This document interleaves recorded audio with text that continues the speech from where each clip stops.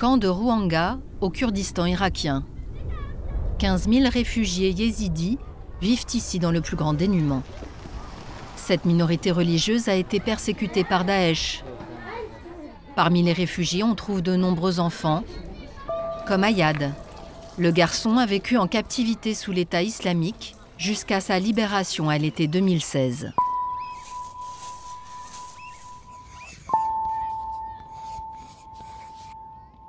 Il n'a que 12 ans lorsqu'il est envoyé dans un camp d'entraînement militaire du groupe terroriste pour devenir enfant soldat. Le matin, on était réveillés à 4 heures. On devait faire nos ablutions et la prière. Après, on lisait quelques versets du Coran et ensuite ils nous emmenaient à l'entraînement. Ils nous ont appris à poser des explosifs. La leçon était rapide. Ils nous ont dit, avec les bombes, la première erreur est aussi la dernière. Ayad a été malgré lui l'acteur d'une vidéo de propagande filmée à Raqqa, fief syrien de l'État islamique. Machinalement, l'enfant se met à fredonner les chants de ses bourreaux.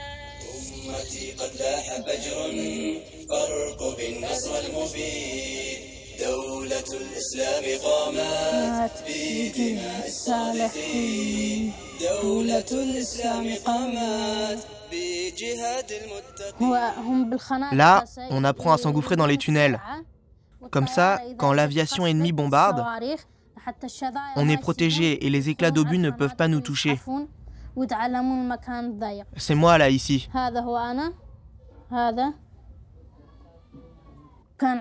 À l'entraînement, ils nous battaient avec des câbles électriques si on n'avait pas bien retenu nos leçons.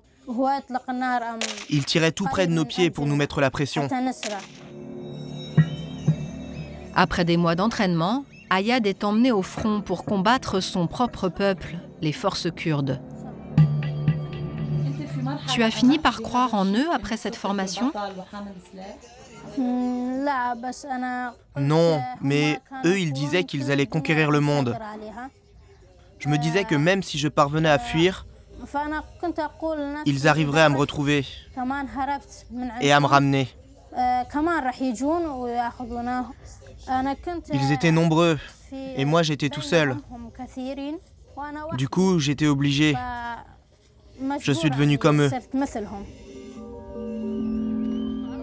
Ayad souhaite aujourd'hui oublier ce passé et retrouver sa mère, réfugiée en Allemagne.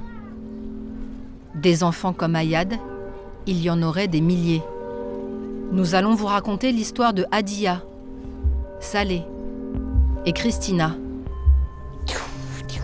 L'histoire des enfants perdus du califat.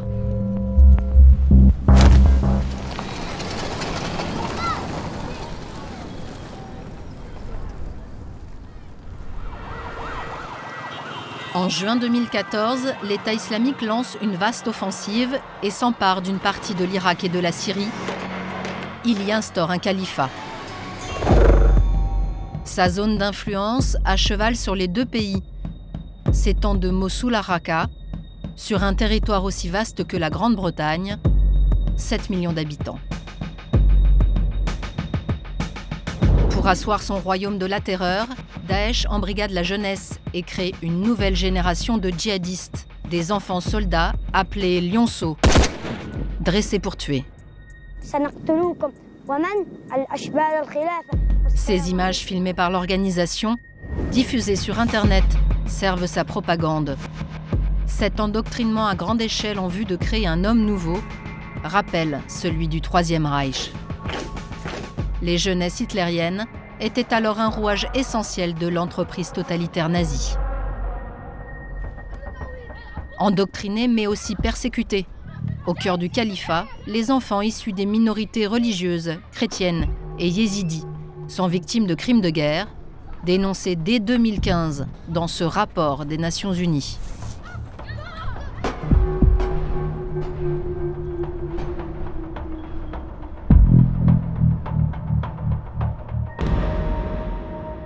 Sur son territoire, l'État islamique se prête à un trafic sexuel de grande ampleur.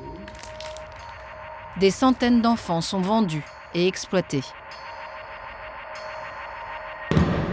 Nous sommes allés à la rencontre des combattants de l'ombre, ceux qui luttent et dénoncent les exactions de Daesh. Et là, esclave vierge, 11-12 ans. Prix, 11 000 $. Lieu, Raqqa.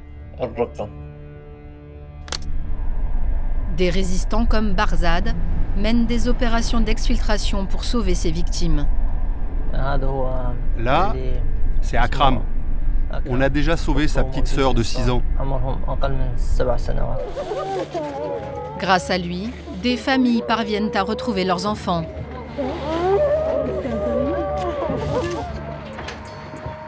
Des revenants que des médecins et psychologues essaient par la suite de soigner. Joumana, on parle de ça? Joumana, cet homme te faisait peur la nuit ou la journée? Qu'adviendra-t-il de cette génération perdue? Des enfants de cette taille, il en mettait des ceintures. Vous avez vu ça? Oui, et ça faisait... Ces enfants doivent-ils être punis, jugés ou soignés? Sont-ils des victimes ou des bourreaux?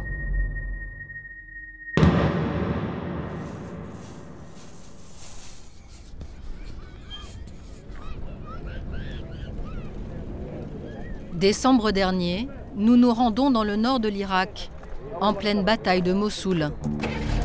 Depuis 2 mois, l'armée irakienne tente de libérer la ville, capitale autoproclamée du califat, et y livre des combats féroces contre Daesh. Nous partons vers les quartiers repris récemment à l'organisation terroriste à l'est de Mossoul. Plus loin, dis-lui de nous ouvrir la voie. Dans les rangs ennemis, les soldats nous affirment devoir parfois combattre des enfants, les fameux lionceaux du califat. Actuellement, il y a des enfants qui participent à la bataille de Mossoul contre nous, dans les rangs de Daesh. Ils ont quel âge? Ils ont entre 10 et 15 ans, pas plus. Daesh envoie des enfants se faire sauter contre nos troupes, mener des attentats suicides. Comment vous pouvez savoir que ce sont des enfants? Ça se voit. Un jeune sans barbe, c'est qu'il est encore enfant ou ado. Regardez, il y a des carcasses de voitures piégées par Daesh. Celle-là, le kamikaze est encore dedans. On peut descendre filmer? Non, impossible. Aux mains de Daesh depuis plus de 2 ans, la ville est la vitrine du système totalitaire établi sur tout le califat. Dans son ambition affichée de créer un homme nouveau, le groupe terroriste a ciblé en priorité les enfants et donc l'école.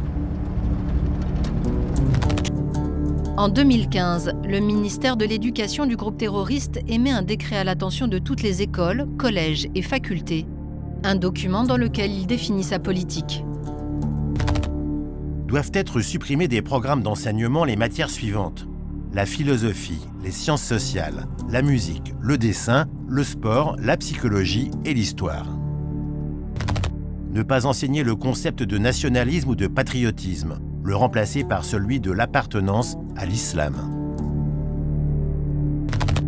Supprimer des matières scientifiques toute allusion à la théorie de Darwin.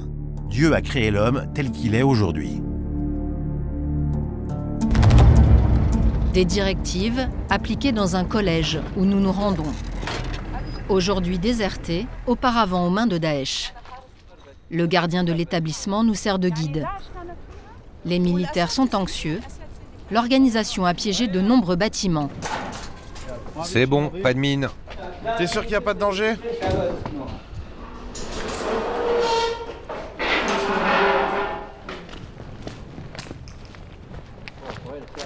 Tiens, il y avait un cadavre là.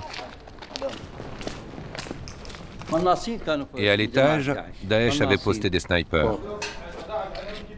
Dans le bureau du directeur, le sol est jonché de manuels scolaires, de modestes fascicules en noir et blanc, les dernières disciplines tolérées par Daesh. Ce sont des petits livres. Ça, c'est la chimie? Oui, et là, il y a les maths. Et là, il y a la biologie. Des matières largement expurgées. En biologie, par exemple, pas de représentation de corps humain. Des enseignements réduits à quelques pages. Pour des écoles, devenues en réalité des centres de recrutement. Comme en témoignent ces enfants du quartier. Leur enseignement était nul. Ils nous frappaient. Ils vous enseignaient quoi? Une balle plus une balle égale 2 balles. Et quoi d'autre? Une bombe plus une bombe égale 2 bombes. Et ils disaient « faites le djihad ». Faire le djihad, ça veut dire faire la guerre, hein? Oui, faire la guerre. Ils disaient « venez vous battre dans les rangs de l'État islamique. Nous sommes ici pour toujours ». Du coup, on a arrêté d'aller à l'école. La guerre comme matière d'apprentissage, et ce, dès le plus jeune âge. Nous avons retrouvé des manuels de Daesh destinés à l'enseignement primaire. En mathématiques, des pistolets pour apprendre à compter. Et en anglais, un exercice d'écriture agrémenté d'une kalachnikov et dans lequel l'élève doit reproduire des mots comme armée ou balle. Aux abords de Mossoul, dans le camp de réfugiés de Kazer, nous rencontrons un instituteur arrivé du front 5 jours auparavant.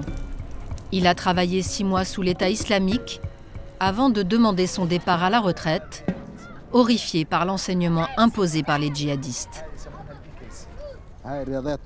Regardez, là ce sont des mathématiques pour CE1. Ces exercices existaient avant l'arrivée de Daesh. Des exercices classiques de classement par taille ou par groupe. Mais eux, ils ont remplacé les objets par des mitrailleuses, des épées, des pistolets, des avions. C'est une catastrophe pour les enfants. Un pistolet? Vous avez remarqué? Mon petit vient de m'interrompre pour dire un pistolet. Cet enfant ne devrait pas reconnaître ces choses-là. Il n'est censé, à son âge, connaître que la banane, la pomme, des jouets.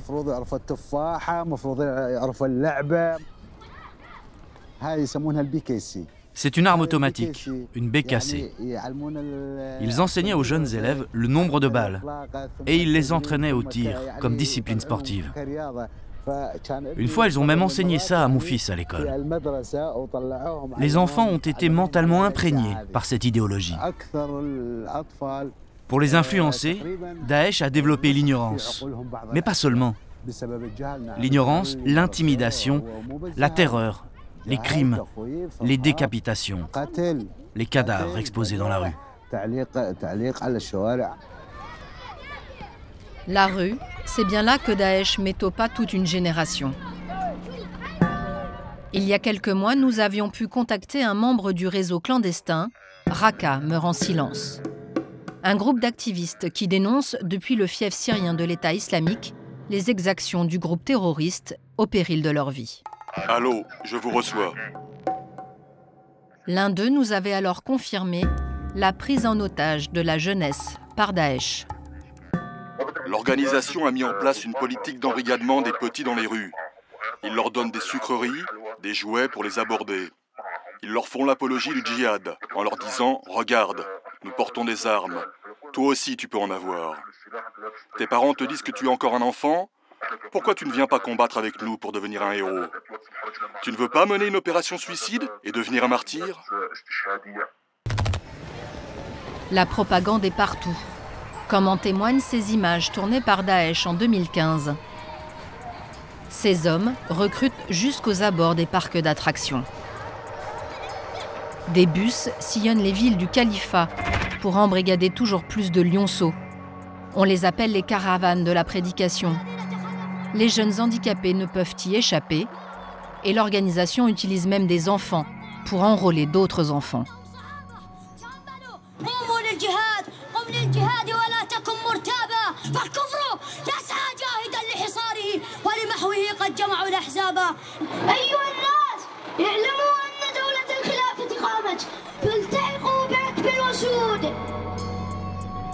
Pour compléter son apologie de la guerre sainte, Daesh organise aussi ce qu'il appelle des points presse. Des écrans géants installés dans les rues sur lesquels sont diffusées des vidéos de combat ou d'exécution.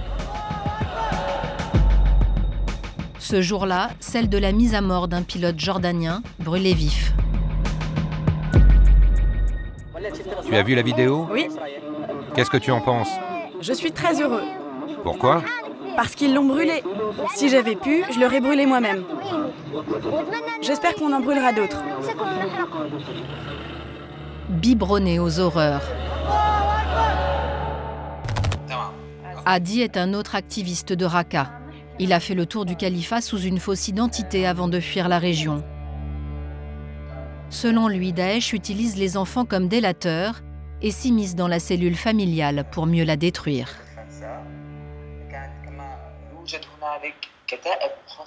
Ils ont des brigades spécialisées en charge de propager l'idéologie de Daesh parmi les jeunes. Les parents ne peuvent plus exercer leur pouvoir sur leurs enfants. Un père ne peut pas dire à son fils que Daesh, ce sont des terroristes ou des monstres. Car il ne peut pas être certain que son enfant n'ira pas rapporter ça aux membres de l'organisation. Qu'il n'ira pas leur raconter « Mon père dit que vous êtes des terroristes ».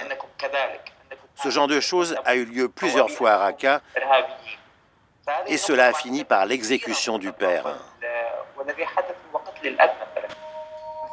Coupés de leur famille, endoctrinés, il ne restait plus à Daesh qu'à faire de ses enfants de jeunes soldats. Une armée d'exécutants dociles, de tueurs impitoyables.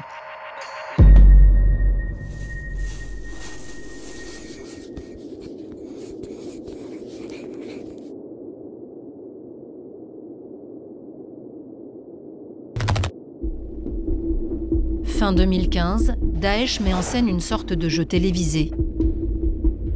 Dans un décor qui rappelle Fort Boyard, 6 enfants se voient confier une mission. Exécuter des prisonniers ligotés et cachés dans des tunnels. Une production hollywoodienne pour signifier à l'ennemi que la nouvelle génération est opérationnelle. Parmi ces 6 garçons, Salman al-Sinjari, un yézidi de 8 ans entraîné comme les autres à toutes les méthodes d'exécution. On va vous choper, vous et les Juifs! Salman finira par décapiter sa victime. L'image de l'enfant bourreau fera le tour du monde sur Internet, alimentant la communication de Daesh. Une image qui hante l'oncle de Salman. Nous l'avons retrouvé au Kurdistan. Il souhaite garder l'anonymat. Pouvez-vous l'identifier? Oui, c'est lui. Le petit était en CE2 quand Daesh l'a pris. Un enfant sensible et intelligent. Tout petit déjà. Il était responsable. Il aidait son père à l'épicerie. Ils les ont forcés à tuer. Les pauvres choux. Ils ont eu peur d'eux. Salman a été contraint de choisir entre tuer ou mourir. Il y a 1 an, il est parvenu à joindre sa famille réfugiée en zone libre. Vous lui avez parlé au téléphone? Oui, 2 fois. Que disait-il? Il voulait revenir, mais personne n'a pu l'exfiltrer. Aujourd'hui, on n'a plus aucune nouvelle de lui. Selon nos informations, Salman serait toujours en vie, aux mains de Daesh. Sur son territoire, l'État islamique fabrique une génération d'assassins et instaure la banalité du mal. Dans le camp de réfugiés de Sharia, au Kurdistan irakien, nous allons découvrir que Daesh pousse les enfants au meurtre, même en dehors des terrains de guerre ou de ses films de propagande.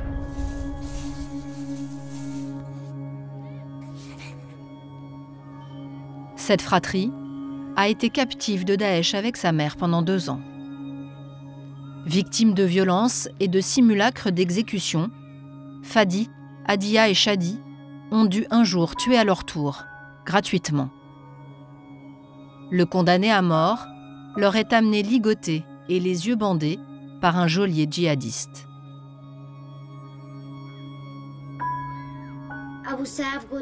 Il est venu et nous a dit, « Toi tu coupes un pied, toi tu coupes un bras, et toi tu frappes le visage au couteau. Sinon je vous enlève tous les trois à votre mère et je vous tue. » Qu'as-tu ressenti? Pourquoi tu l'as fait? On a eu peur de dire non. Ils nous ont donné à chacun une machette. Moi, je devais couper la main. J'ai coupé la main. Lui, il a dû couper les pieds. Et Shadi, il lui a donné des coups de couteau au visage. Moi, je lui ai coupé le pied. Ma sœur lui a coupé la main. Et Shadi lui a planté des coups de couteau au niveau de la bouche. À quel endroit? Au niveau de la figure. Il était conscient, en vie? C'est quand Shadi lui a donné un coup de couteau dans les yeux qu'il est mort. Un récit glaçant, corroboré par la mère. En apparence détachée, les trois enfants portent en eux les séquelles de leur passage aux mains de Daesh. Shadi, le petit dernier, est le plus perturbé. Devenu diabétique, il se comporte de façon violente et dangereuse. Un jour, Shadi a mis un couteau sur la gorge de notre plus petite sœur. Il lui aurait sûrement découpé l'oreille, mais ma mère est arrivée à temps et l'a empêché. On lui a dit « Qu'est-ce que tu fais avec ce couteau ?» Et il a répondu « Je vais l'égorger, elle m'appartient. » Une autre fois, il a failli mettre le feu à notre tente. Ma petite sœur était endormie, il y avait de la fumée qui s'échappait. Moi, je l'ai giflé, mais il m'a mis un gros coup de bâton et ça a fait boum dans ma tête. Il a dit « Faut brûler cet endroit, comme Daesh. » Malgré ces troubles du comportement, la fratrie vit ici depuis 1 an, sans réelle prise en charge psychologique. Les 3 frères et sœurs étaient parvenus à fuir miraculeusement le califat. Mais certains enfants, forcés à franchir la ligne entre le bien et le mal, n'en sont eux jamais revenus. Comme ces 2 frères, mis en scène dans une des vidéos diffusées récemment par Daesh. Assad, 12 ans, et Amjad, 13 ans. Les voici avant leur capture. Chacun au volant d'une voiture bourrée d'explosifs, ils s'apprêtent à mener 2 opérations kamikazes. Ces yézidis convertis de force menacent jusqu'à leur famille. Nous souhaitons frapper les ennemis de Dieu, les faire exploser, même si ce sont nos propres parents. Si Dieu le veut, nous allons frapper les mécréants.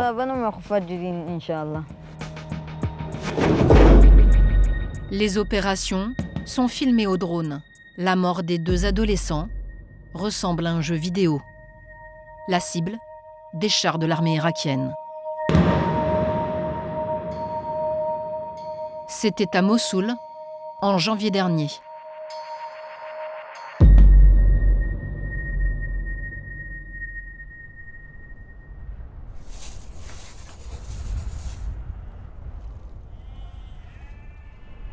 Avec la reprise de territoire sous contrôle de Daesh, une question se pose aux libérateurs. Que faire des jeunes? Les considérer comme coupables ou comme victimes? Par mesure de sécurité, dans les camps aux abords de Mossoul, la population rescapée des combats est maintenue en isolement. Les réfugiés, notamment les jeunes hommes, restent suspects aux yeux des autorités qui craignent l'infiltration d'éléments terroristes.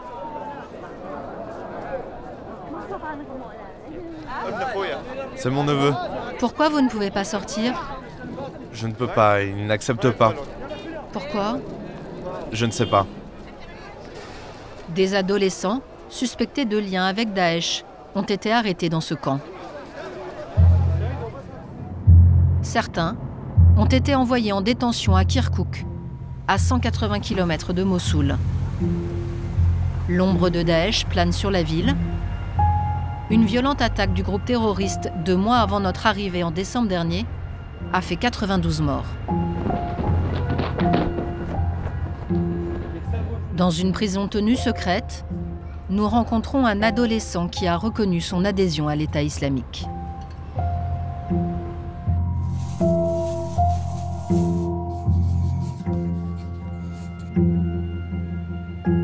Mouaz a 12 ans lorsqu'il s'engage aux côtés de Daesh après que l'organisation ait envahi le village musulman où il réside.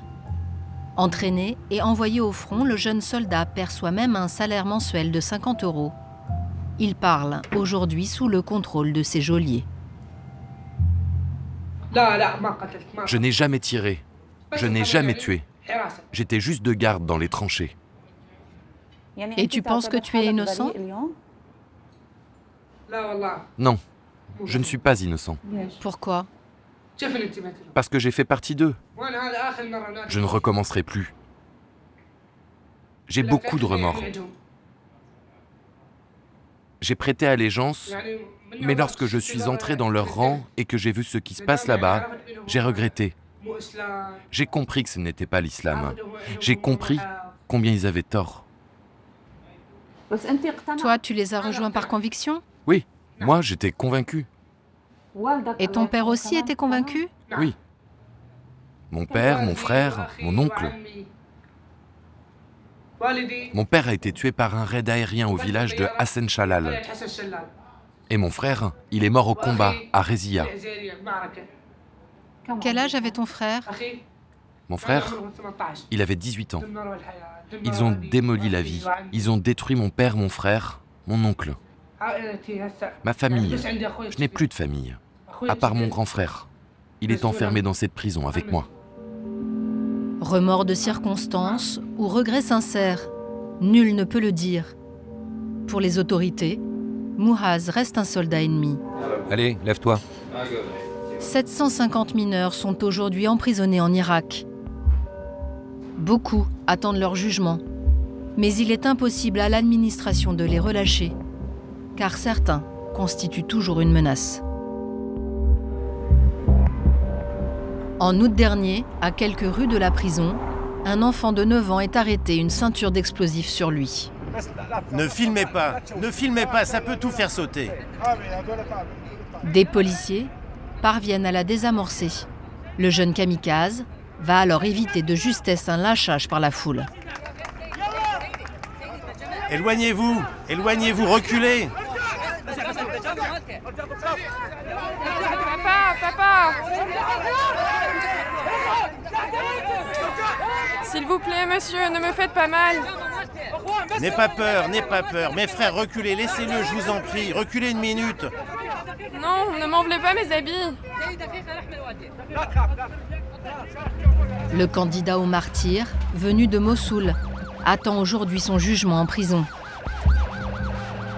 Quelques semaines après cette arrestation, son frère parviendra à se faire exploser.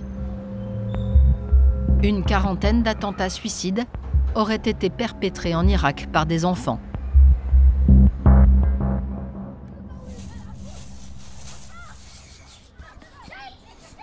Depuis sa conquête du califat en 2014, Daesh s'est rendu coupable de nombreux crimes contre les minorités religieuses, considérées comme mécréantes, notamment d'esclavage sexuel sur les enfants.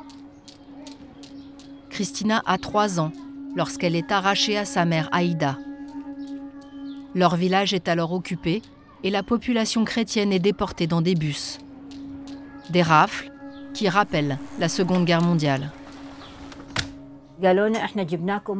Dans le bus, ils nous ont dit qu'ils nous emmenaient à un dispensaire pour nous examiner et soigner ceux qui avaient des problèmes de santé. Mais c'était faux. Ils n'ont rien fait de tout ça. Et ils étaient tous vêtus de noir. Au moment du tri, ils ont dépossédé ceux qui avaient de l'argent ou de l'or. Nous sommes remontés dans le bus. Nous sommes pauvres. Nous n'avions rien à donner. Alors ils ont pris notre petite fille. Depuis, Aïda a obtenu des nouvelles. Son enfant est aux mains d'un djihadiste de 70 ans vivant à Mossoul. Il y a quelques mois, elle a même retrouvé une photo de Christina sur un site de Daesh qui se vante de ses prises chrétiennes. Elle est jolie, mais c'est une enfant. Quel intérêt de la retenir? Peut-être qu'ils attendent qu'elle grandisse pour la prendre pour femme. Mais j'espère que cela ne se réalisera jamais. Si Dieu le veut. Si jamais elle revient, j'espère qu'elle ne nous aura pas oubliés. Je ne crois pas. Christina est une enfant si intelligente. Je ne pense pas qu'elle m'oubliera.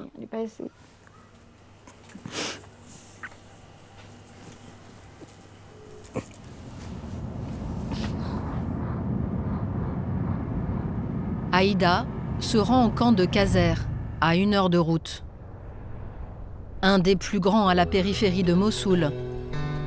Des dizaines de milliers de réfugiés viennent d'y arriver, fuyant les combats. Aïda espère obtenir de nouvelles informations, peut-être même y retrouver sa fille. Le camp est grand, si grand. Des photos de Christina, quelques indications et un numéro de téléphone pour contacter les parents.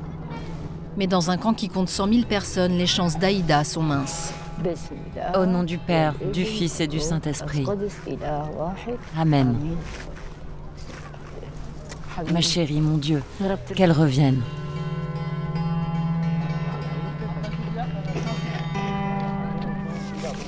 Bonjour. Bonjour.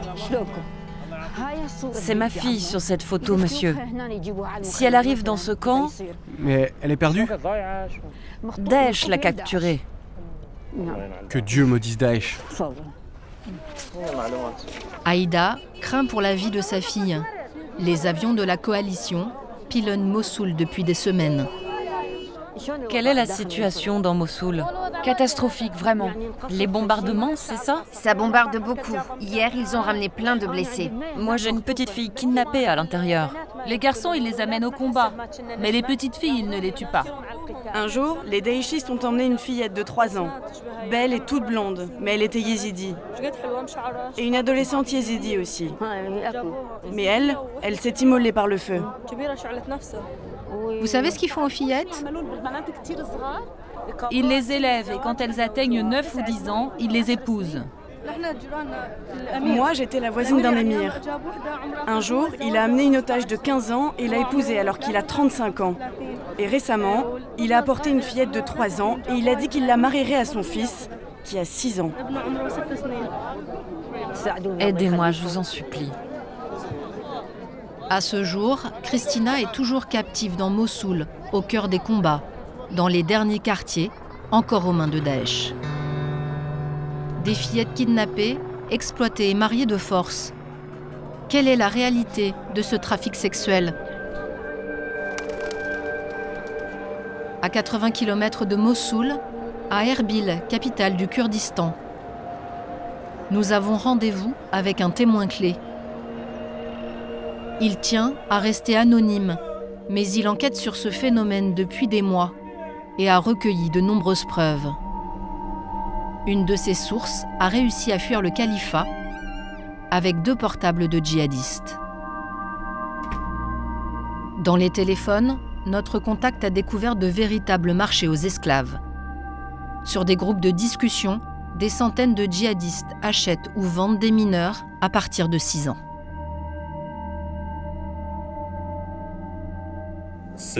Par exemple, là, ce djihadiste annonce une esclave déflorée à vendre, âge 13 ans, corps mince, grand. Son travail, elle nettoie et lave sans rechigner. Religion, convertie à l'islam. A commencé à apprendre le Coran. Le prix, 9 000 $. Et là, esclave vierge, 11-12 ans. Prix, 11 000 $. Lieu, Raqqa. Ils les maquillent comme ça pour les vendre plus vite et plus cher. Car ce sont des ventes aux enchères. Ça commence à 10 000 $ par exemple. Des djihadistes peuvent renchérir 200 ou 500 $, et ainsi de suite, jusqu'à ce qu'elles soient vendues.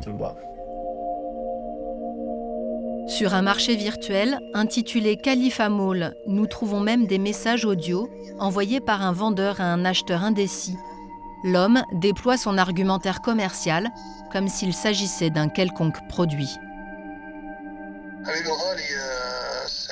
Salut l'ami. L'esclave est déflorée, mais elle a 14 ans. Sa beauté, 70 sur 100, et même plus. Depuis son esclavage, elle n'a été vendue que 2 fois. Tu comprends, elle n'est pas passée entre les mains de trop de frères. Un de nos frères l'a eue pour un certain temps. Et le second, apparemment, il ne l'aurait même pas touché, pas pénétré. Ce n'est pas sûr, mais je peux m'en assurer pour toi. Ces pratiques sont officiellement encouragées par l'État islamique. L'exploitation sexuelle de mineurs est même encadrée par les tribunaux de Daesh, sous couvert de mariage, dont l'âge légal est fixé à 9 ans. Mais ici, une acquisition pose problème. La fillette n'a que 7 ans, l'acheteur semble ennuyé. Quel âge elle a? 7 ans. Mais elle est encore trop jeune pour les 7 000 $ demandés. C'est vrai, mais elle a déjà ses règles et elle a des poils pubiens. Si elle a des poils pubiens, pour eux, c'est un critère de sélection. Cela veut dire qu'elle est prête pour le sexe, pour la copulation. Même si elle a moins de 9 ans? Oui, même si elle a moins de 9 ans. Si un combattant va au tribunal et prouve qu'une petite de moins de 9 ans a ses premiers signes de puberté, le tribunal lui donne le droit d'avoir des rapports sexuels ou de la vendre.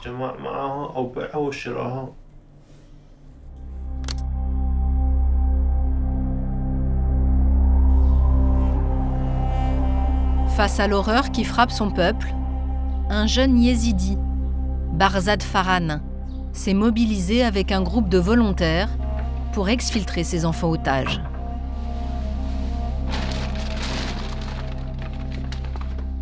Ça, ce sont les affaires d'une rescapée capturée à l'âge de 16 ans.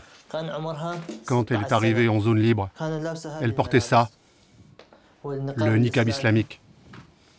Tout objet qui vient de là-bas, je le récupère, le classe et le prends en photo.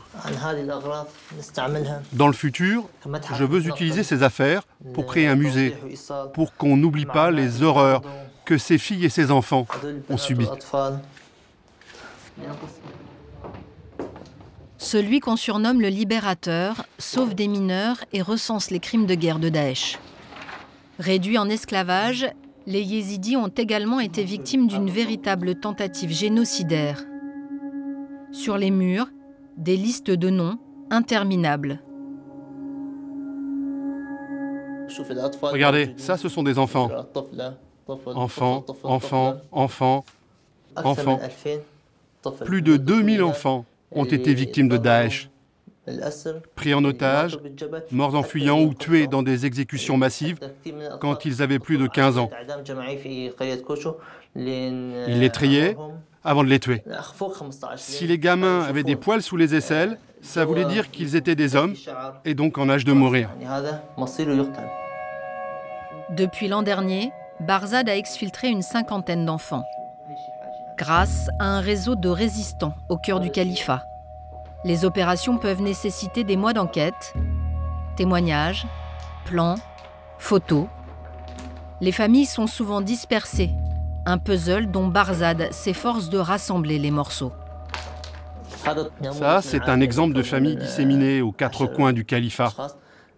Les parents sont portés disparus. Voilà une de leurs filles.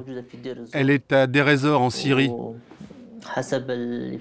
Selon des informations récentes, elle a été mise en vente pour être mariée.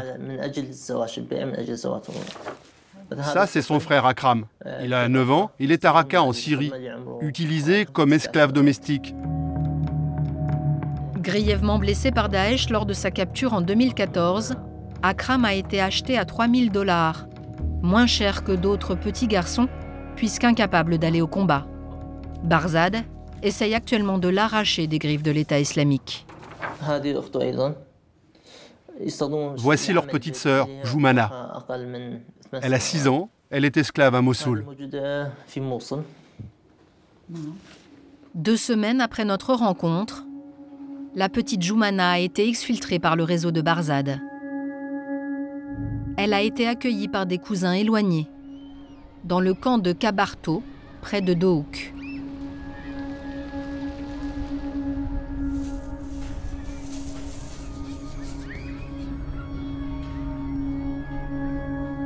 Sa mère a été assassinée par Daesh pour s'être rebellée contre le traitement fait à ses enfants. Joumana refuse d'aller à l'école et ne cesse de parler de sexe. Ses proches sont persuadés qu'elle a été abusée. Un cousin l'emmène voir une psychothérapeute. Une prise en charge gratuite, une fois par mois. C'est la première fois qu'ils s'y rendent. Elle a tenté de se suicider plusieurs fois. Parfois, elle quitte la tente. Même en pleine nuit, elle ne revient pas. On la ramène de force. Elle a des comportements violents avec les enfants des voisins. Comment elle a essayé de se suicider? Par le feu, en s'immolant.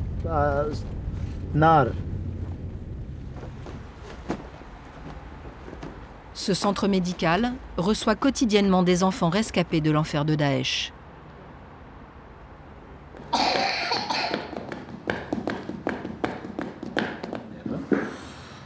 Quand tu seras avec le docteur, tu lui diras bien que tu as mal, que tu es triste, parce que tu as perdu tes parents. Allez, redresse-toi. C'est impoli. Tu lui expliqueras que tu as été kidnappé. Bonjour, bienvenue, je suis le docteur Galavèche. Tends la main au docteur. Comment vas-tu? Bien? Tu vas bien? Elle a peur la nuit et elle parle de choses sales.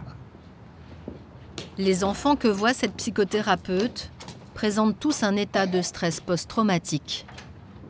Joumana, comme les autres, peine à exprimer sa souffrance, mais son comportement et ses dessins parlent pour elle. Tu veux les couvrir? Tu veux qu'ils soient cachés? Ils ont peur de quoi, Joumana? Ils ont peur ou bien honte?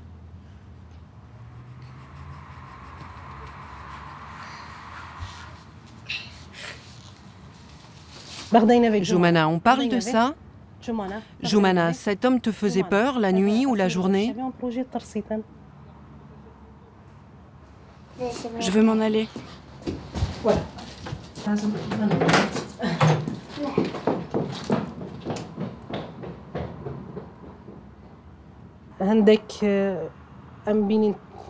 L'expression du visage reflète de la terreur. Les yeux sont écarquillés et les bras sont ouverts et en l'air. C'est un appel au secours. En fait, cet enfant est revenu dans un état critique. Il est évident qu'ils lui ont fait subir des choses très graves. Si ces choses ne lui ont pas été faites à elle directement, des viols ont dû se passer sous ses yeux, sur d'autres enfants, où elle a dû subir elle-même ces choses horribles. Qu'adviendra-t-il de ces revenants, encore hantés par le califat? Pour se reconstruire, peu ont accès à une prise en charge psychologique. Au Kurdistan, les victimes sont trop nombreuses et les moyens modestes. Orpheline, accueillie par une famille démunie, rejetée par ses camarades, la guérison de Joumana risque d'être longue.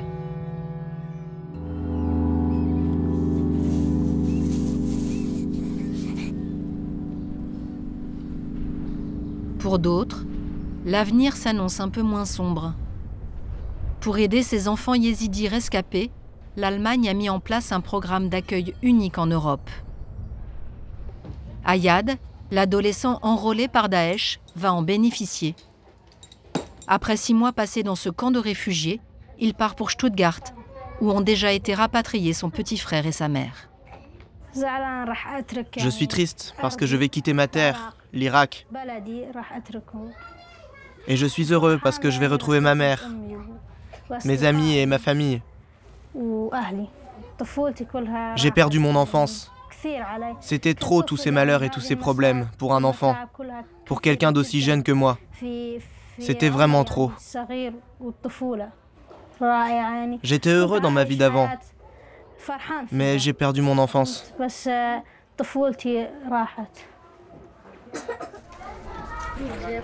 Viens que je t'embrasse. Ayad fait ses adieux à ses cousins. Passe le bonjour à la famille. Hein. Il va enfin retrouver sa mère qu'il n'a pas vue depuis 2 ans.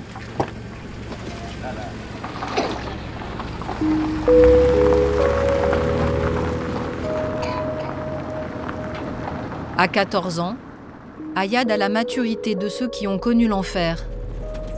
S'il s'envole vers un avenir qu'il espère meilleur, le passé continue de l'habiter.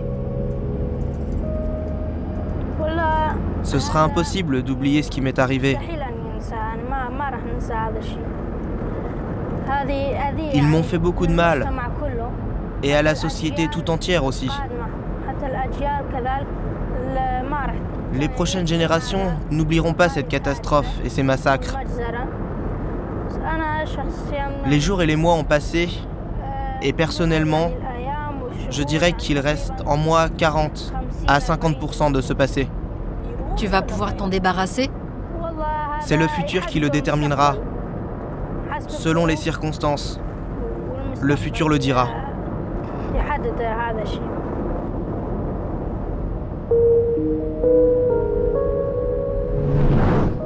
Deux ans sans école, sans parents, formés à tuer, à haïr les ennemis de Daesh. Jusqu'à sa propre mère qu'il traitait de mécréante lorsqu'elle l'appelait en cachette pour le supplier de fuir Daesh. Aujourd'hui, il lui parle avec tendresse. Salut maman, ça va? Je vais bien, chérie. Et toi? Ça va, merci. On va prendre l'avion et on arrive dans 3-4 heures chez vous. Que Dieu vous accompagne. Allez, bye.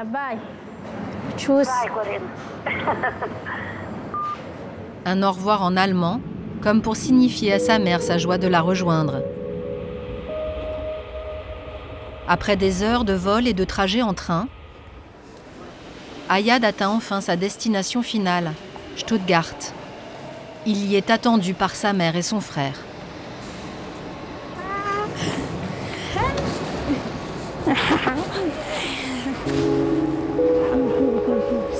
Les services sociaux chargés d'accueillir Ayad nous demandent de les laisser seuls. Mais nous autoriserons finalement à rencontrer d'autres enfants.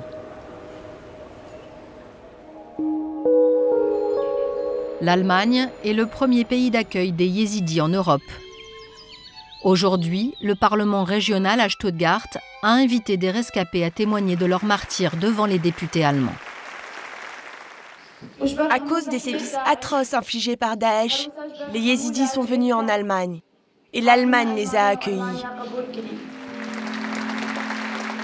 Le chef d'orchestre de cette grande messe, c'est le docteur Michael Blume, fondateur du programme qui a accueilli Ayad et quelques 600 enfants avec leur maman.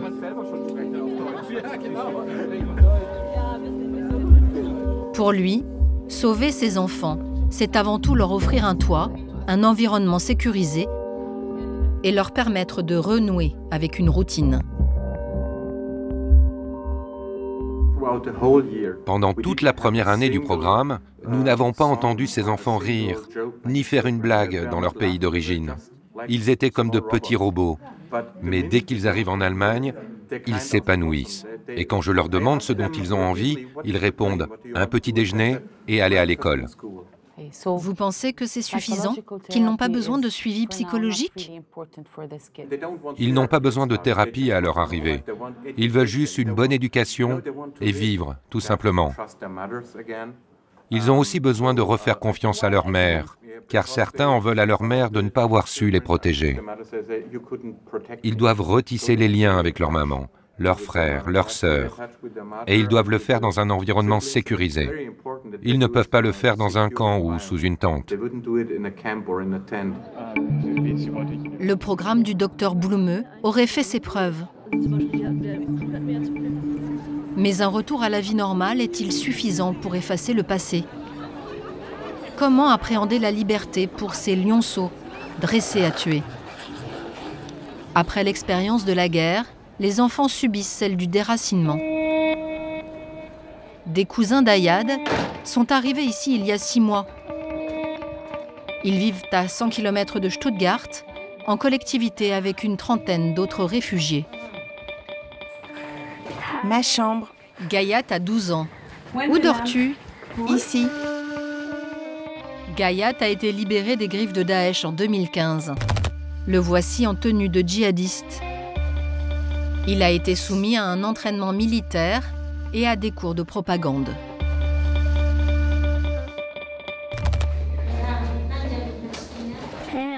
Ça, c'est mon cartable. Aujourd'hui, Gayat apprend l'allemand pour pouvoir aller à l'école.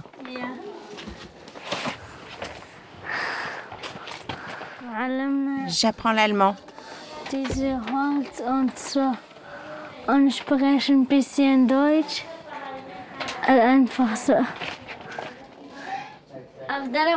bien ici, mais on n'est pas heureux dans cette maison. Tous semblent un peu désœuvrés dans ce petit village de la campagne allemande. Peu d'encadrement, aucun soutien psychologique, ni pour Gayat, ni pour son grand frère, Ragheb, 15 ans. L'adolescent a pourtant été entraîné au redoutable camp Al-Farouk, à Raqqa.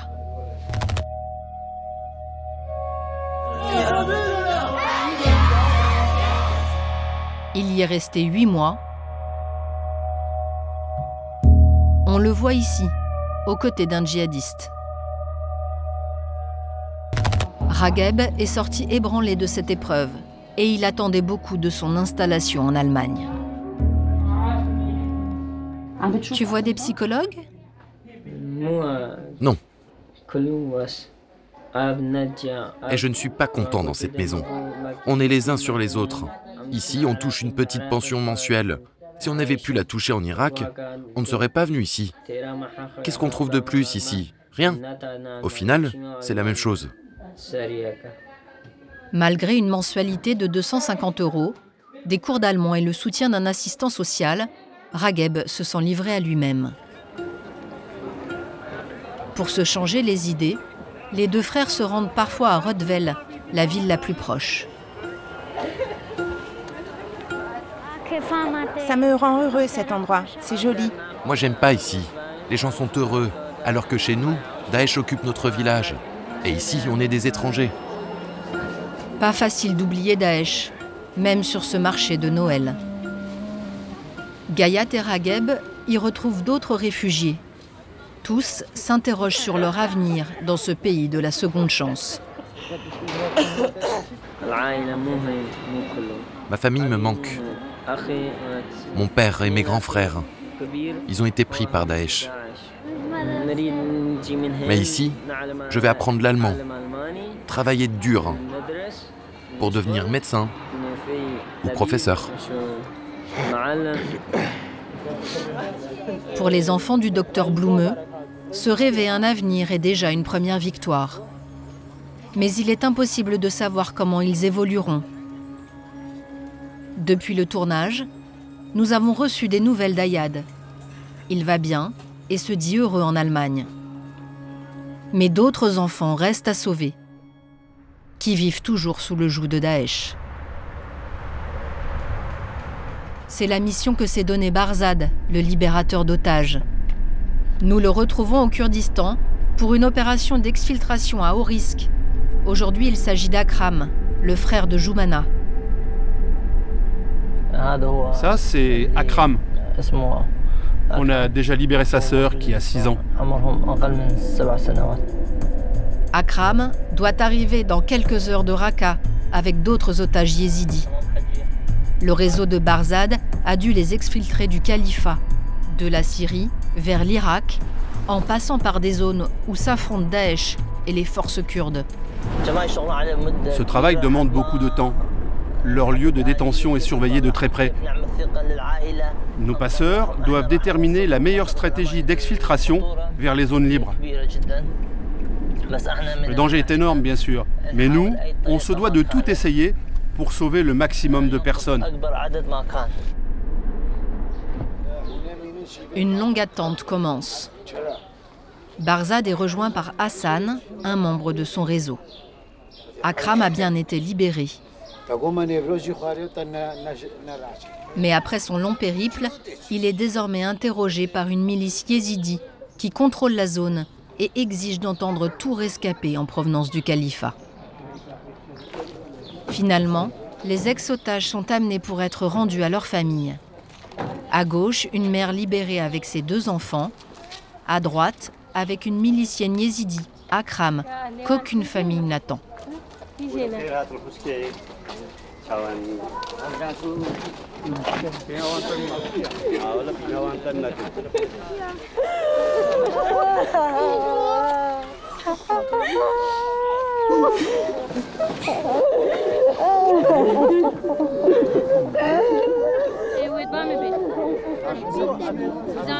Akram? C'est moi, je t'ai eu plusieurs fois au téléphone en secret. On va aller voir Joumana. Joumana? Elle est à Raqqa? Non, Joumana est avec nous en sécurité.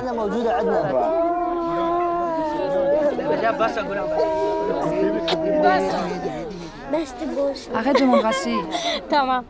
C'est péché. Non, les péchés c'est fini. C'était avant. Hassan, apparemment ils ne veulent pas nous laisser Akram. Tout près du but se dresse un obstacle de taille. Les miliciens yézidis ne veulent remettre l'enfant qu'à un membre de sa famille. Mais les parents d'Akram ont été tués. Barzad tente de les convaincre une dernière fois. Akram n'a plus de famille. Il ne lui reste que des cousins éloignés du côté de son père. Mais la décision est sans appel. Les combattants yézidis gardent l'enfant. Moi, je suis ta grande sœur. Tu vas devenir un homme. Je vais t'emmener au marché pour t'acheter des habits. Non, je veux rien. La nuit tombe.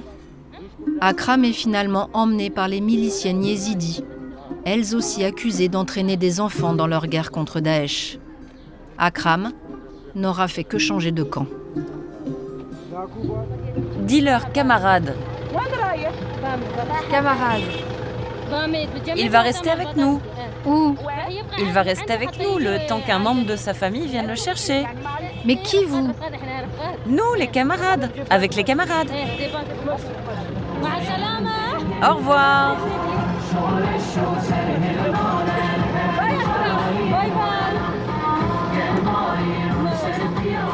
Tout juste sauvé, Akram est de nouveau happé par la guerre.